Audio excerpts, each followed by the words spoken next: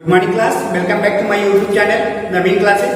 Class 10th में इसके previous lecture में आपको पढ़ाया जा रहा था सक्रियता श्रेणी और आयनिक यौगिक का आपको पढ़ाया गया था। तो थोड़ा सा आपको रिकेप करा दे रहे हैं। सक्रियता श्रेणी में क्या बताया गया था आपको कि वह श्रेणी जिसमें धातु को उनकी क्रियाशीलता के आधार पर अवरोही क्रम में व्यवस्थित किया गया है, इस प्रकार से बनी श्रेणी को हम क्या बोलते हैं? सक्रियता श्रेणी कहते हैं। या ये इस प्रकार की श्रेणी क्या कहलाती है? सक्रियता श्रेणी कहलाती है। हमने बताया था सक्रियता श्रेणी में कि सक्रियता श्रेणी में पोटेशियम को सबसे ऊपर स्थान दिया गया है, क्योंकि पोटेशियम क्या है? सबसे अधिक क्रियाशील धातु है। इसके बाद में जो धातुएं हैं उनको क्या किया गया है? अवरोही क्रम में व्यवस्थित किया गया है। और सबसे कम क्रियाशील धातु के रूप में Au आयरन गोल्ड को जो है सबसे नीचे स्थान दिया गया है। ये तो बात हो गई सक्रियता श्रेणी की। इसके बाद में हमने आपको बताया था आयनिक यौगिक। तो आयनिक यौगिक में हमने क्या बताया था?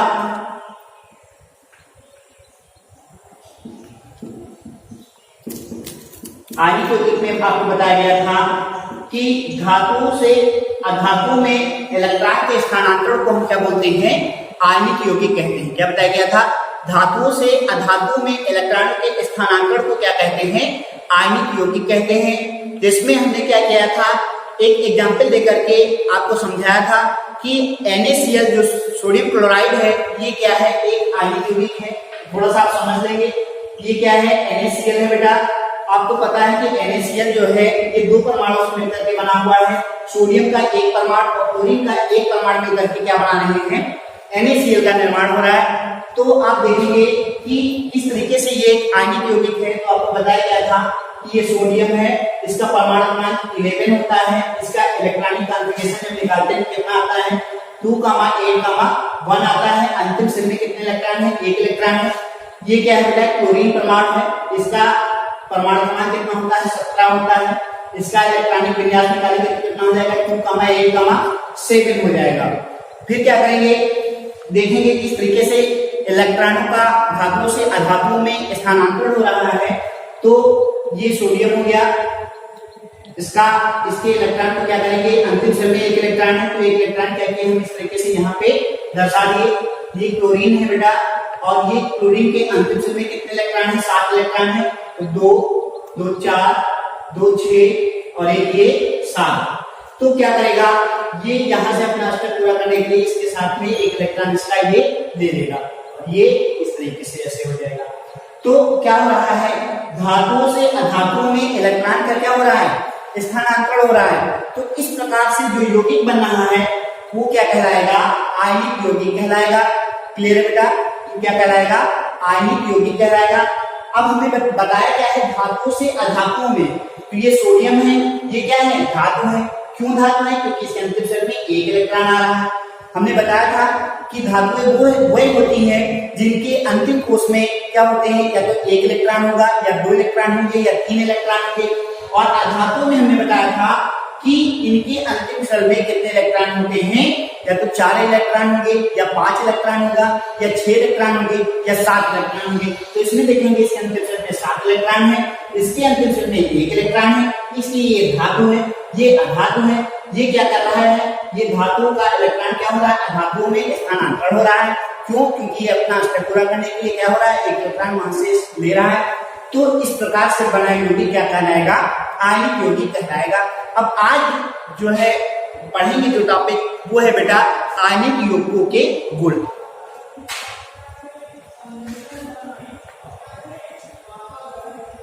आयनिक यौगिकों के गुण या प्रॉपर्टीज ऑफ आयनिक कंपाउंड। तो आयनिक यौगिकों के गुणों में आप क्या बताएंगे? सबसे पहला पॉइंट बताएंगे कि आयनिक यौगिकों के, या ऐसे बताएंगे कि आयनिक यौगिकों में क्रिस्टलीय प्रवृत्ति का गुण पाया जाता है। क्या बताएंगे? आयनिक यौगिकों में क्रिस्टलीय प्रवृत्ति का गुण पाया जाता है। पहला पॉइंट हो गया। सेकंड आगे पॉइंट में क्या बताएंगे कि आयनिक यौगिकों के गलनांक व क्वथनांक उच्च होते हैं। सेकंड पॉइंट में क्या बताएंगे? आयनिक यौगिकों के गलनांक व क्वथनांक उच्च होते हैं। नेक्स्ट पॉइंट में क्या बताएंगे कि आयनिक यौगिक जल में घुलनशील होते हैं। क्या बताएंगे?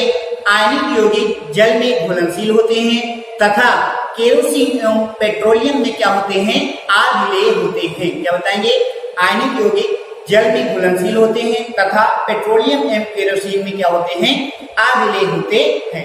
ये तो बात हो गई आयनिक यौगिकों के गुण। अब आगे जो टॉपिक पढ़ेंगे अगला वो है बेटा इलेक्ट्रोड विभव। इलेक्ट्रोड विभव क्या होता है या इलेक्ट्रोड विभव किसे कहते हैं ये पढ़ेंगे। तो क्या बताएंगे इलेक्ट्रोड विभव में,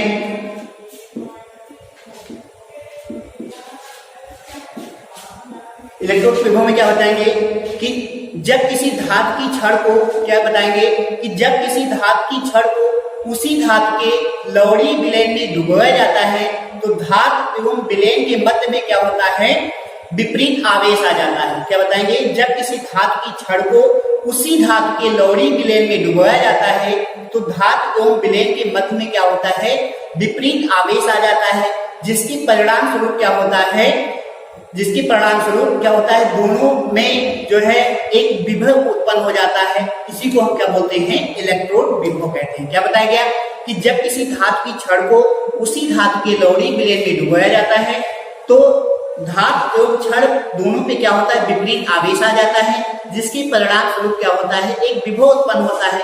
इसी को हम क्या बोलते हैं, इलेक्ट्रोड विभव कहते हैं।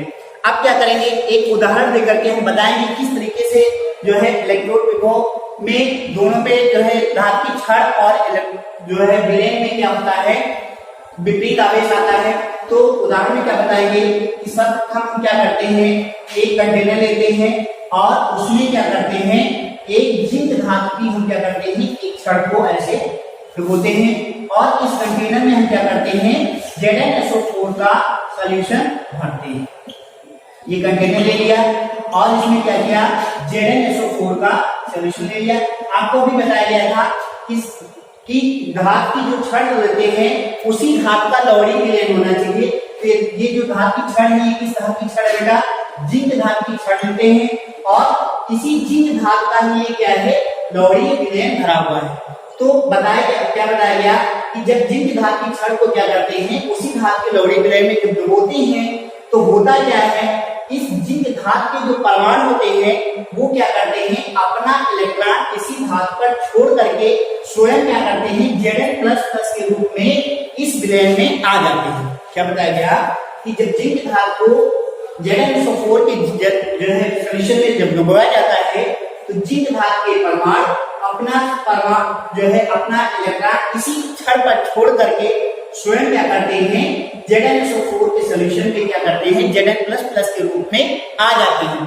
तब जब ये जो है Zn++ के रूप में सॉल्यूशन में आ जाते हैं तो क्या होता है, ये जो धातु की जो छड़ होती है इस पे क्या होता है, ऋणावेश हो जाता है और जो ये विलयन भरा होता है ZnSO4 का, ये क्या होता है, धनावेशित हो जाता है। ये धनावेशित क्यों हो जाता है, क्योंकि Zn के जो परमाणु के जो इलेक्ट्रॉन है वो इसी छड़ पर छोड़ देते हैं और आपको पता है कि इलेक्ट्रॉनों पे कैसा चार्ज होता है, माइनस चार्ज होता है, अर्थात ऋणावेशित होते हैं। तो जिससे क्या होता है, छड़ क्या होती है, ऋणावेशित हो जाती है और जो ये विलयन भरा होता है ये क्या होता है, धनावेशित हो जाता है। तो इसके परमाणु क्या करते हैं, Zn++ के रूप में इसमें आ जाते हैं। तो यही बताया गया तो कि धातु की छड़ और विलयन के मध्य में क्या होता है, विपरीत आवेश आ जाता है।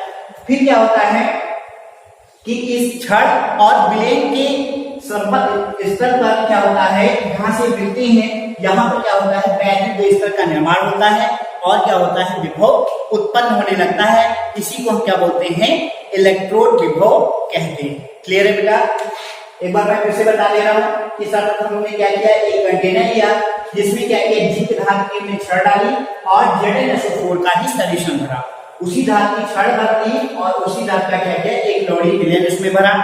फिर क्या किया, इस जिंक धातु की छड़ को इस सॉल्यूशन में हमने डुबोया। तो इससे क्या होता है, जिसकी जिंक धातु के परमाणु क्या करते हैं, अपना इलेक्ट्रॉन इसी छड़ पर छोड़ करके स्वयं Zn++ के रूप में इस विलयन में आ जाते हैं। जिससे धातु की छड़ ऋणावेशित और विलयन क्या हो जाता है, धनावेशित हो जाता है। जिससे क्या होता है, इस धातु की छड़ और विलयन के संपर्क तल पर वैद्युत स्तर का निर्माण हो जाता है और क्या होता है, वहां पर विभव उत्पन्न होने लगता है। इसी को हम क्या बोलते हैं, इलेक्ट्रोड विभव कहते हैं। थैंक यू क्लास, आज के लिए इतना ही, आगे नेक्स्ट डे नेक्स्ट वीडियो